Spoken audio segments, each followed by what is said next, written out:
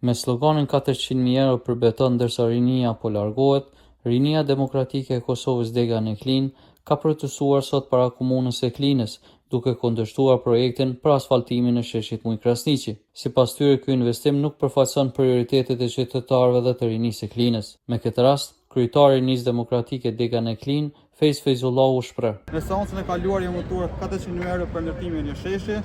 Sot jemi këtu për të rikujtuar se çfarë mund të bëjë ndryshe me këtë mjetë. Ne nuk jemi kundër zhvillimit, por kundër prioriteteve të gabuara.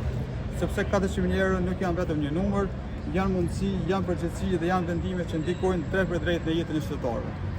Me këtë mjetë komuna jonë ka mund të investojë në arsim, duke pajisur shkollat me tabela interaktive, laptop për nxënës, laboratore dhe kabinete, si dhe trajnime përmes simullantit, duke krijuar kushte më të mira për nxënësit tonë.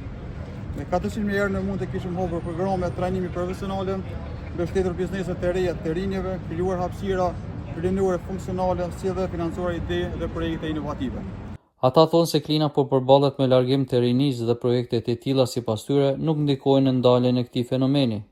Ne si të rinë nuk të heshtim përballë vendimeve që ekstrojmë të gabuara, sepse ne duam të qëndrojmë këtu, duam të jetojmë këtu dhe duam të ndërtojmë të ardhmen tonë këtu. Dhe në fund të jemi të sinqert, ky projekt nuk krijon vende pune, ky projekt nuk e ndal largimin e rinisë dhe ky projekt nuk e ndërton të ardhmen e Klinës. Faleminderit.